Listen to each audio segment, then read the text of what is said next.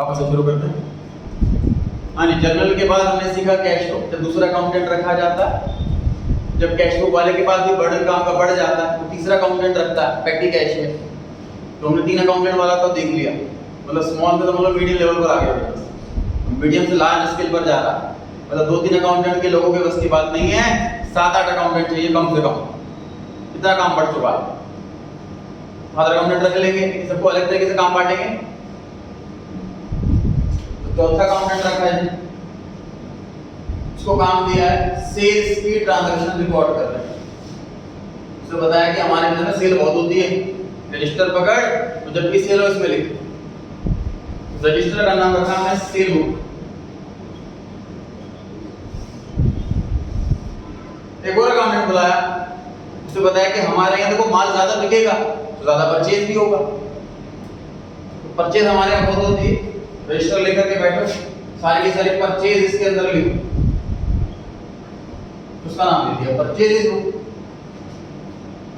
एक और अकाउंटेंट बुलाया कि जब माल ज्यादा बिकेगा वापसी भी ज्यादा आएगा। समझ आ रही है बात?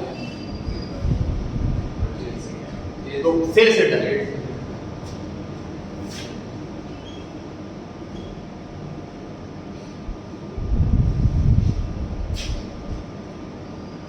ऐसे एक बार सैमसंग के सर्विस सेंटर में बात हो रही थी मेरी टेक्नीशियन से।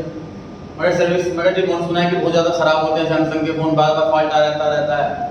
वन प्लस में फॉल्ट नहीं आता, ज़्यादा बढ़िया है। उसने एक बात समझाई कि सर वन प्लस के फ़ोन कितने बिकते हैं, सैमसंग के कितने बिकते हैं, ये तो काउंट करो। जो चीज़ सेल ही कम होगी उसमें सर्विस भी कम होगी, रिटर्न भी कम होगी। जो सेल बहुत ज़्यादा होगी उसमें दिक्कत भी ज़्यादा आएगी, वो फिर तो परसेंटेज में निकालो, नंबर्स में नहीं। समझ आ रही है बात? तो अगर हमारे यहाँ सेल बहुत ज़्यादा हो रही है तो रिटर्न भी ज़्यादा होगी। तो इसलिए हमें अलग से अकाउंटेंट रखा, जिसको रजिस्टर दे दिया, उस पर लिख दिया सेल रिटर्न बुक। अगर जब माल ज्यादा दिख रहा है तो माल परचेज भी ज्यादा होगा, हमने बना लिया परचेज बुक। अगर परचेज ज्यादा होगा तो परचेज रिटर्न भी ज्यादा होगा, परचेज रिटर्न बुक।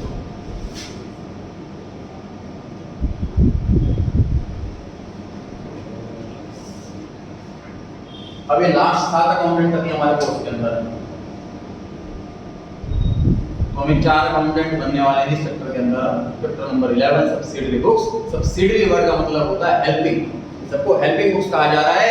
मेनली देखा जाए कि जर्नल वाले की हेल्प कर रही हैं। अब सोचो इसके पास काम बचे क्या? परचेज की एंट्री ये नहीं करेगा, कैश की एंट्री ये नहीं करेगा, बैंक की एंट्री ये नहीं करेगा, सेल की एंट्री ये नहीं करेगा, सेल्स रिटर्न परचेज रिटर्न कुछ नहीं करेगा। तो बाकी बची है वो करेगा, जैसे आउटस्टैंडिंग कर, जैसे डेप्रिसिएशन।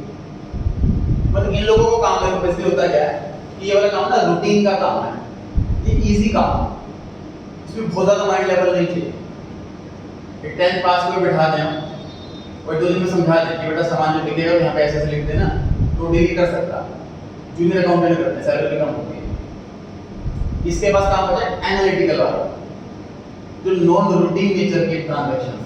डेप्रिसिएशन साल में एक बार लगता है, कौन से सेट पे लगाना है, किस रेट से लगाना है, कितने मंथ का लगाना है, सोशल खर्चा भी जोड़ना है कि नहीं जोड़ना है, सारा माइंड लगाना है। आउटस्टैंडिंग कितने महीने की पोस्ट डेट बच गई, इंश्योरेंस प्रीमियम बढ़ दिया, कितने महीने तक का प्रीपेड हो गया, सारी कैलकुलेशन करना ही माइंड लेवल का काम है। थोड़ा सा इसमें एनालिटिकल माइंड है, इसलिए ये जो सीनियर अकाउंटेंट है वो वाला काम छोड़ रखा है इसमें। ये बात तो ये 4 को बनानी सीखनी है जी हमें।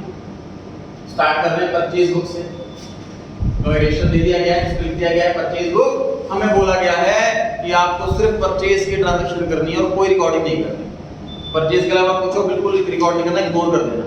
जैसे कैश को इग्नोर कर देते हैं, नॉन कैश ट्रांजैक्शन, इस बार इग्नोर करेंगे नॉन परचेज ट्रांजैक्शन। ठीक है जी, चलिए फॉर्मेट पर आते हैं।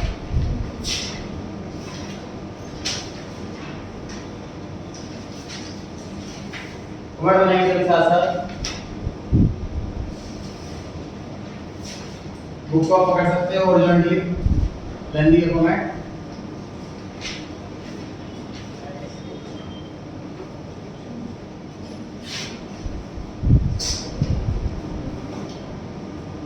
वर्टिकल का कॉलम भी बड़ा चाहिए इसमें थोड़ा सा, जो कैश में बनता है उस पर डबल साइज।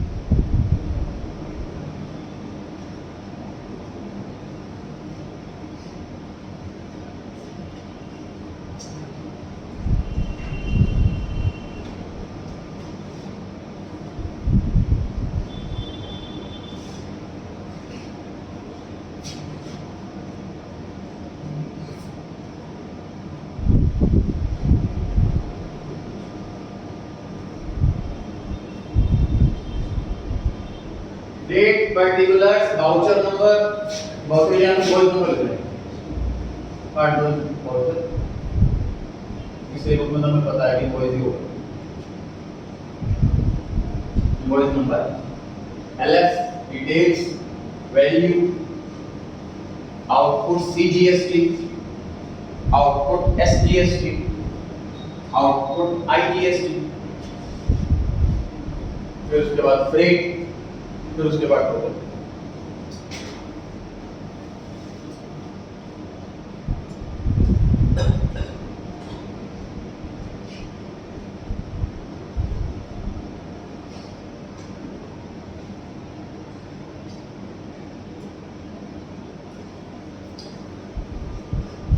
कल चैप्टर कंप्लीट हो जाएगा मोस्ट प्रोबेबली, कल नहीं तो वेडनेसडे और नेक्स्ट संडे 2 टेस्ट है मतलब।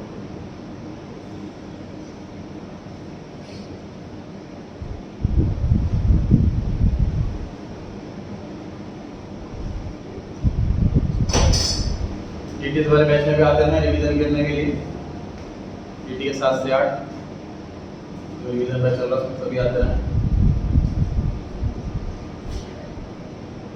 हाँ जी, फॉर्मेट तैयार करें, start. Page number 64,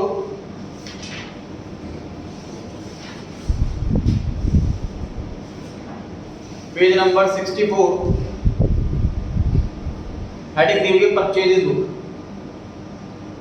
record the following transaction in the purchase book of advocate store Delhi 2019 April 1। अप्रैल 2019 के पहले से लिख देते हैं ताकि अप्रैल बार बार ना लिखना पड़े।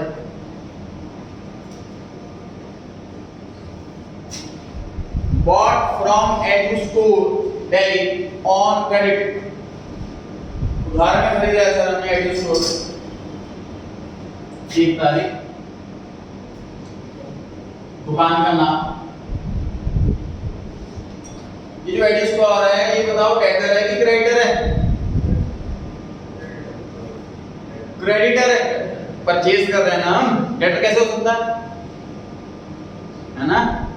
क्रेडिटर बनने की 2 कंडीशन होती हैं, परचेज हो और क्रेडिट हो। डेटर बनने की 2 कंडीशन, सेल हो और क्रेडिट हो। यहाँ परचेज और क्रेडिट दोनों मिल रहा, कोई क्रेडिटर बन गया।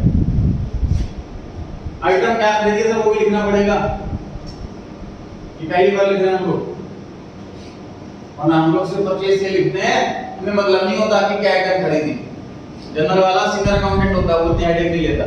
अभी तो हमें स्पेशल अकाउंटेंट रखवाया है, सेल बुक परचेज बुक के लिए इसकी ड्यूटी है कि भाई क्या आइटम खरीदी है भी लिख, किस रेट से खरीदी है भी लिख, कितने खरीदी है भी लिख। @7,000 ये एट का साइन होता है, मतलब ये बताता है कि पर यूनिट का रेट है।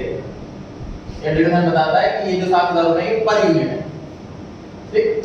तो पर यूनिट 7,000 और यूनिट्स है 5, कितना हो गया जी amount? 35,000।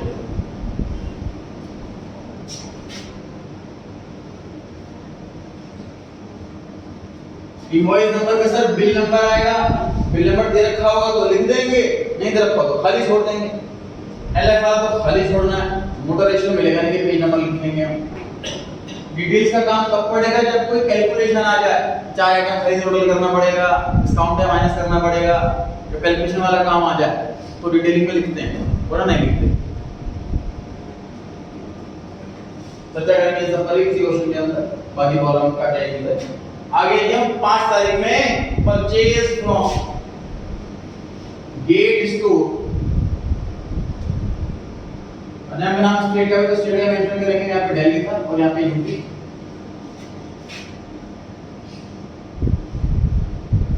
$10 bags of tea at the rate 50,000।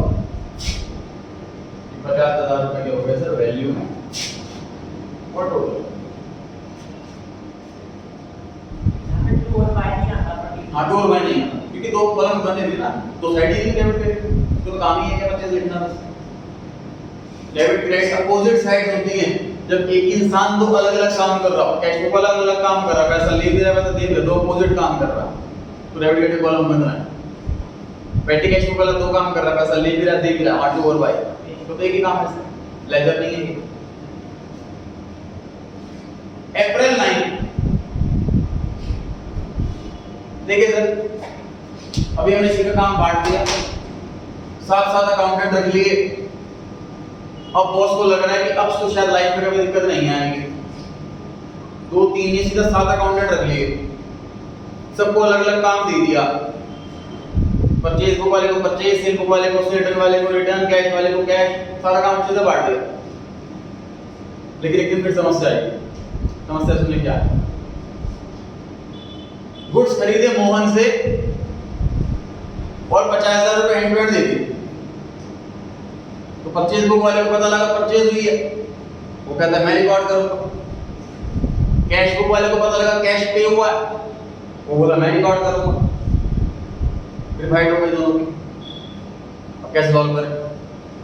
कोई एक ही जना रिकॉर्ड करेगा, या तो परचेज वाला या कैश वाला, किसको दे? वो सोचा, बहुत कैलकुलेट करा। परचेज बुक वाला कहता था मैं तो परचेज करने के लिए बैठा हूँ, वही रिकॉर्डिंग छोड़ दोगे तो मैं बचेगा क्या मेरे पास? कैश बुक वाले से पूछा कि सर जब भी कैश आएगा जाएगा तो मुझे रिकॉर्ड करना है, मैं कैसे पीछे हट सकता हूँ? बहुत सोचा, बहुत कैलकुलेशन लगाया, फाइनली कैलकुलेशन ये निकला कि ये जो रिकॉर्ड करेगा ये कैश बुक वाला रिकॉर्ड करेगा। उसके पीछे वजह क्या है? उसके पीछे वजह ये है सर कि कैश बुक वाले को at the end of the day cash book से और फिजिकली कैश टैली करना होगा।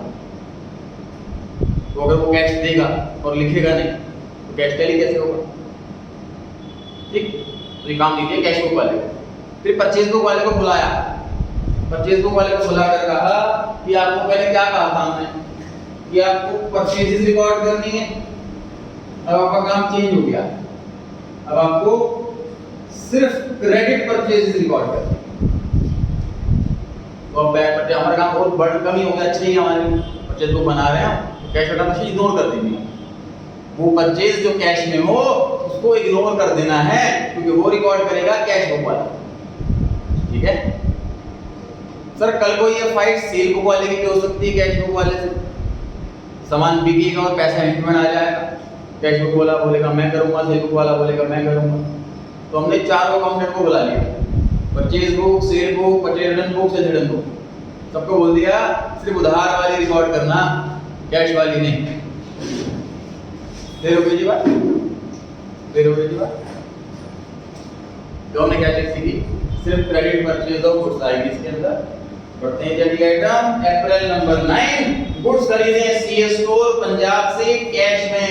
लिखना है कि नहीं? नहीं लिखना है सर, इग्नोर कर देना है इसको। अब हम आ गए हैं अप्रैल 14।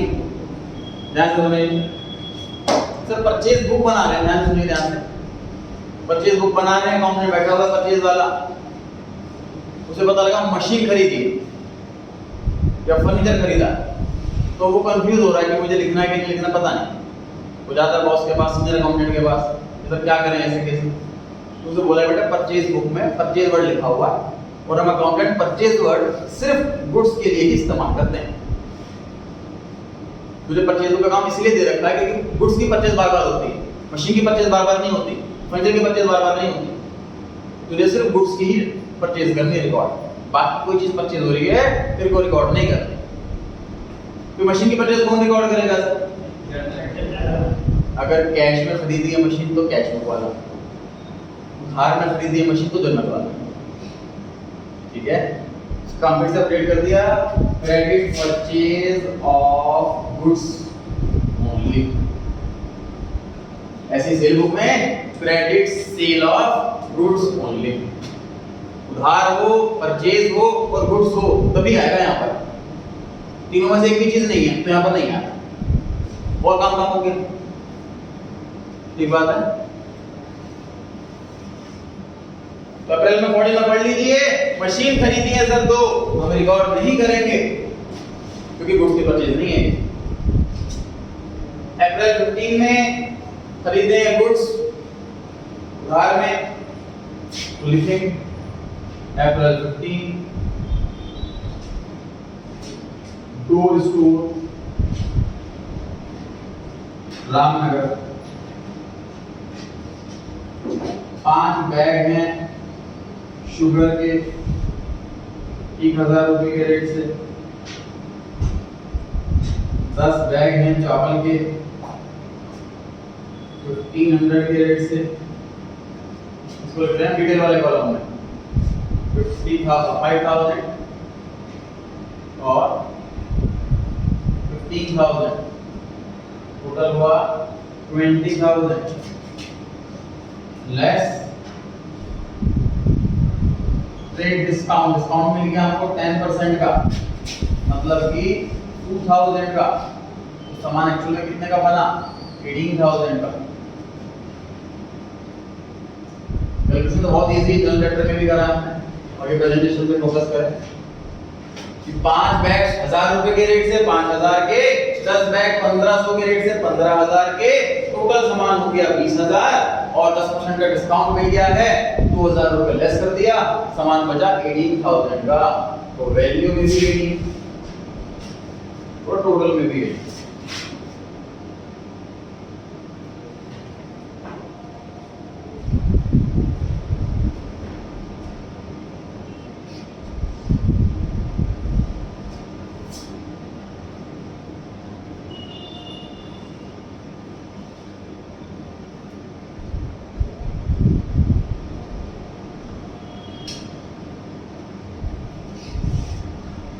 बढ़े आगे।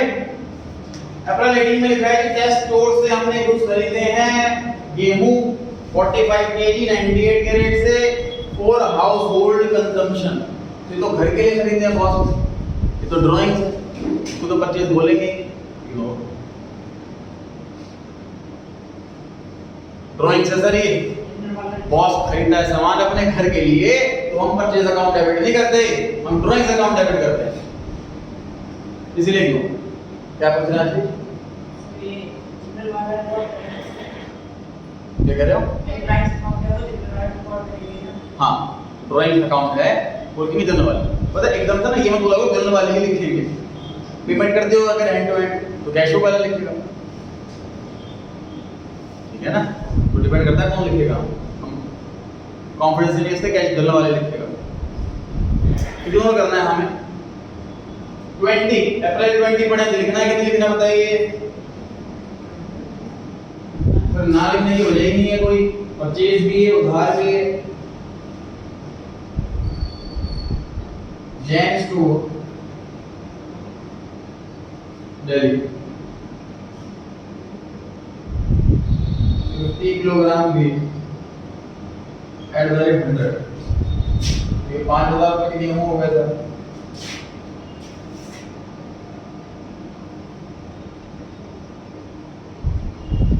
लेस ट्रेड डिस्काउंट 10%, मतलब 500 रुपए। तो ये गुड्स हमने खरीदे 4500 रुपीस के। फिर हमने फोन कर दिया जैन स्टोर वालों को, ये गेहूं भिजवा दो 50 किलो। हमने पूछा क्या रेट, इसने कहा 100 रुपए। हमारे लिए क्या डिस्काउंट है? 10% डिस्काउंट है आपके लिए, ये बिल आ गया। तो उसका फोन आ गया कि तैयार है जी, गेहूं पैक कर दिए, ले जाओ। हमने कहा सर हमारे पास तो टाइम नहीं है लेने जाने का, आप ही भिजवा दो, तो किराया भाड़ा हो ले लेना। जैन स्टोर वाले जब बिल भेजा उसमें किराया भाड़ा जोड़ के भेजा 200। Add freight 200। नोटिस करो मैंने 4500 को डबल इंटरलाइन नहीं करा था। फाइनल अमाउंट होता है उसे करते हैं डबल इंटरलाइन।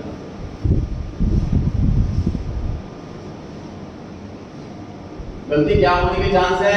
सर आप ट्रेड डिस्काउंट से पहले फ्रेट ऐड कर दोगे तो डिस्काउंट का अमाउंट बदल जाएगा, ऐसी गलती होने के चांस है। ध्यान रखना है सर, किराए का डिस्काउंट से कोई लेना देना नहीं है। किराया सबसे एंड में ऐड होगा और किराए का डिस्काउंट नहीं मिलता, गुड्स पर डिस्काउंट मिलता। 4700 तो सर टोटल अमाउंट है,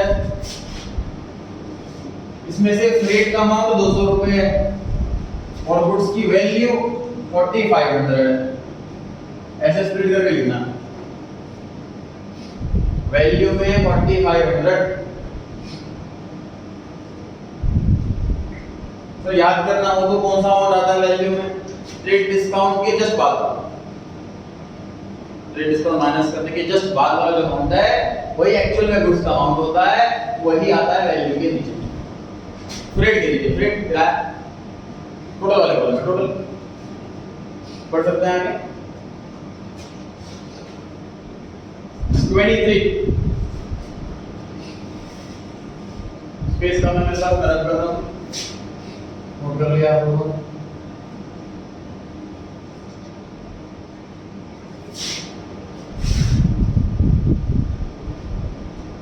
का सर भेज है कृष्णा स्टोर से लिखेंगे।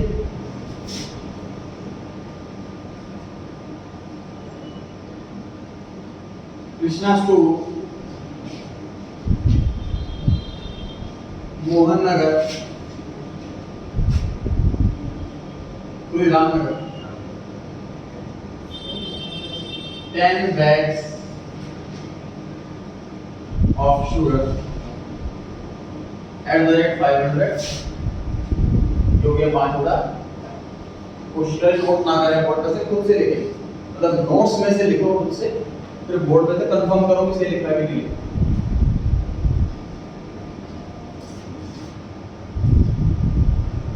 Five bags of rice at the rate 1,000, maybe 5,000 रुपये, total 10,000 रुपये।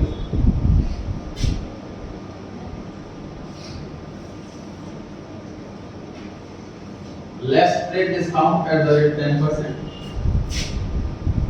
1,000 रुपये, 9,000 बच गया।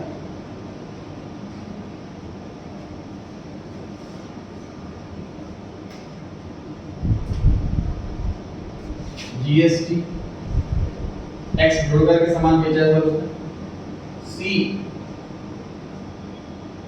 जी S T at the rate 5%, S G S T at the rate 5%, 9,000 का 5%,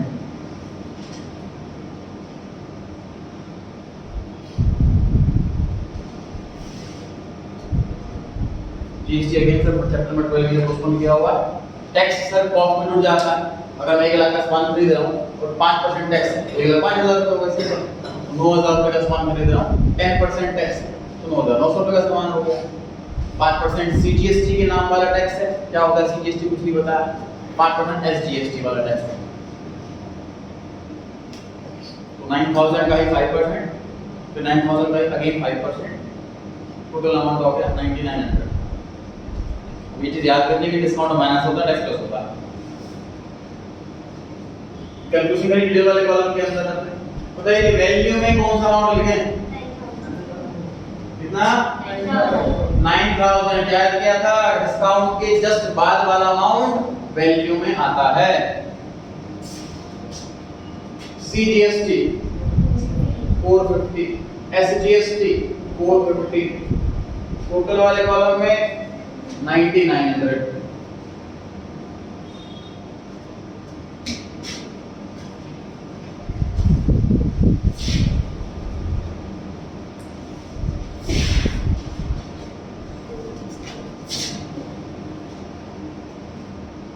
नेक्स्ट 28 कितना है कि नहीं बताइए, कितना ऐसा गुड्स खरीदे हुए हैं। Kajal store Mohan Nagar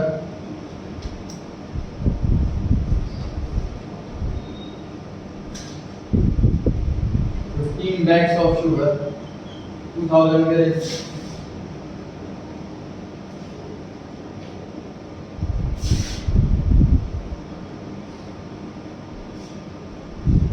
bags of rice 3,000 के रेट से,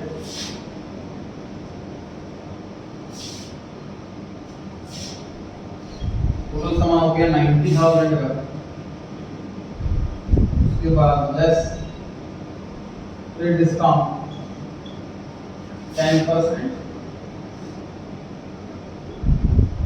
डिस्काउंट भी ध्यान रखें, टैक्स से पहले लिखते हैं क्योंकि टैक्स पर डिस्काउंट नहीं दे सकते हम, टैक्स गवर्नमेंट का पैसा डिस्काउंट नहीं दे सकते, टैक्स से पहले डिस्काउंट लेस होता है।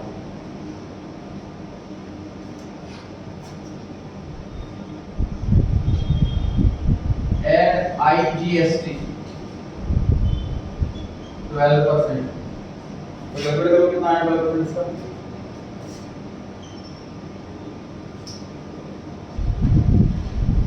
कैलकुलेट करेंगे 1000 का 12%।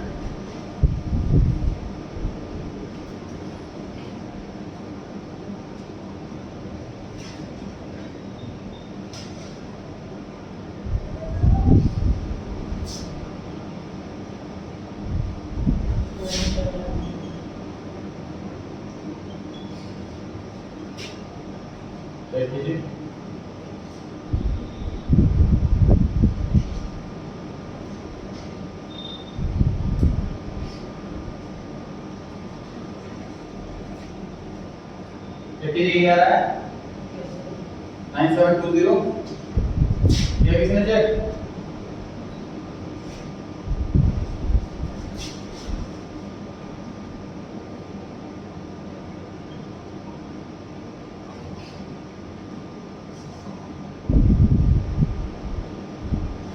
नाइन 0720 लिखो जो आउटर कॉलम में हम इसको कहां लिखोगे ट्राई करो खुद से। बताइए वैल्यू में कितना बोलो 81,000 ट्रेड डिस्काउंट के जस्ट बाद वाला। IGST में कितना 9720 और टोटल वाले में 90720।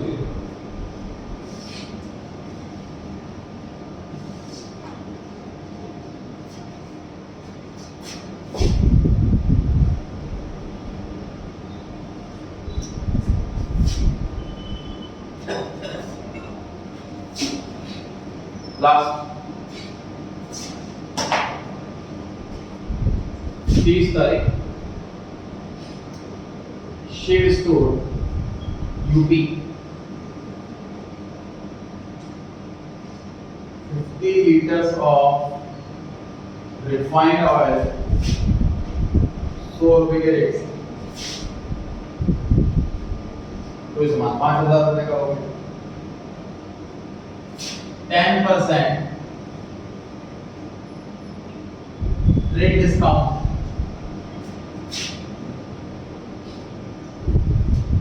आप लोग बताइए इस क्वेश्चन में तीन चीजें हैं, डिस्काउंट भी है, टैक्स भी है और फ्रेट भी है, किराया भी है। सीक्वेंस बताइए पहली आइटम क्या है इन तीनों में से? डिस्काउंट है, डिस्काउंट लेस कर दिया। अब दो आइटम बची हैं टैक्स और फ्रेट, कौन सी आइटम पहले आएगी? टैक्स, क्योंकि पहले किराया लिख देंगे और फिर टैक्स निकालेंगे तो किराया पे टैक्स कट जाएगा ना।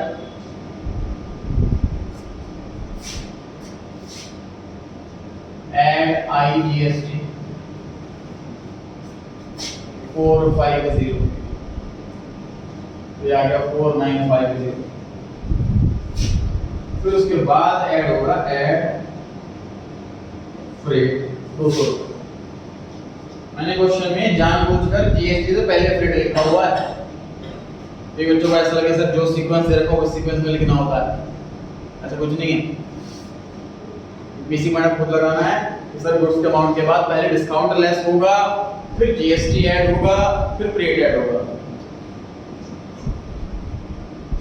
तो वहां पे कुछ के बराबर में लिख लो, हेडिंग डाल दो सीक्वेंस।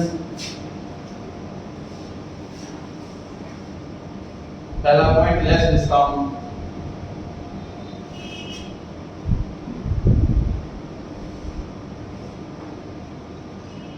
दूसरे वाले में ऐड GST,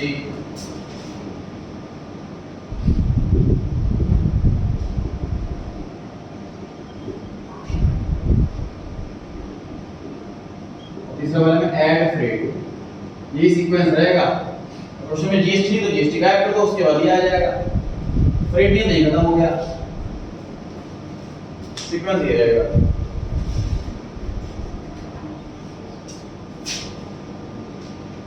फाइनल अमाउंट आएगा और देखिए आगे वाले कॉलम में कितना अमाउंट आएगा।